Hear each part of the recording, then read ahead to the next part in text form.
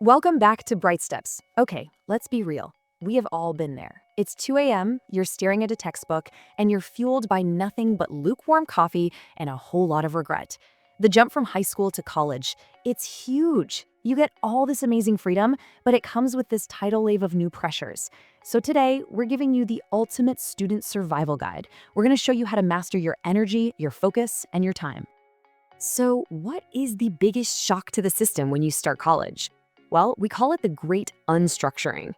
Just look at this. In high school, your day was basically planned for you. It was predictable, supervised, you knew what was coming. But college? Poof, that structure is gone. You're suddenly the COO of your own life, and your schedule can feel completely chaotic. And you know what? Learning to handle this chaos is your first real test. Now, your first instinct when things get tough is probably to just grind harder, right? More all-nighters, more caffeine, just push through it. But listen, that is a one-way ticket to burnout.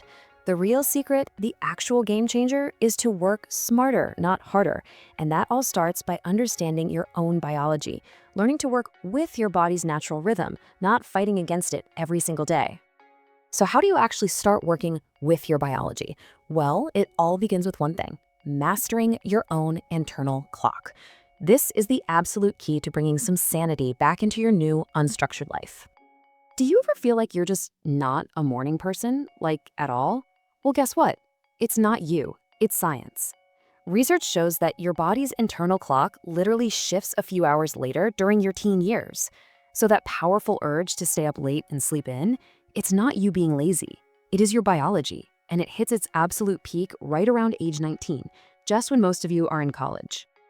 And this brings us to a really important idea: your chronotype. You've probably heard of this. It's basically your body's natural genetic tendency to be a morning person, a lark, or an evening person, an owl. And this isn't just a preference, it's pretty much hardwired into you. Figuring out which one you are is the very first step to building a schedule that actually works. And this chart right here shows you exactly why knowing your chronotype is so important. Look at the difference. If you're an owl, which, let's face it, most college students are, your brain is firing on all cylinders in the evening. Trying to force yourself to understand complex chemistry at 9 a.m. is like trying to stream a movie with no Wi-Fi. It's just not going to work well. So what's the big takeaway here? What's the smart move? It's simple. If you have any control over your schedule, try to book your toughest classes for after 11 a.m. Seriously, you're not trying to get out of work, you're just setting yourself up to win by aligning your schedule with when your brain is naturally at its best. All right, so you've started to master your clock. That's a huge win. But what about the fuel you're putting in the tank? That's what we're diving into next in part 2, Fuel Your Focus. You know the drill. It's late, you're cramming for an exam, so you grab a candy bar and an energy drink. You get that immediate jolt, and then an hour later, you crash. Hard. That roller coaster of energy is just awful for studying. The key is to pick foods that give you steady, sustained energy for the long haul. Okay, so what should you grab? If you need a quick brain boost between classes, here are some awesome options. Berries are fantastic for keeping your memory sharp. A handful of nuts and seeds can genuinely help you think faster and more clearly. And get this, a little bit of dark chocolate can improve blood flow to the brain, which helps you focus. Even something simple like olives can help protect your brain from stress.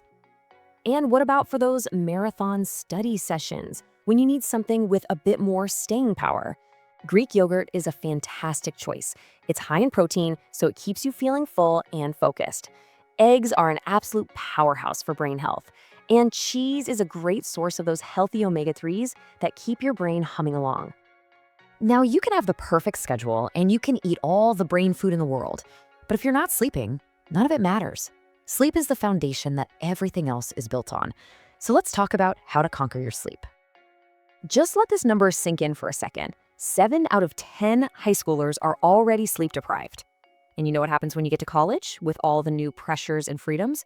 That problem usually gets a whole lot worse.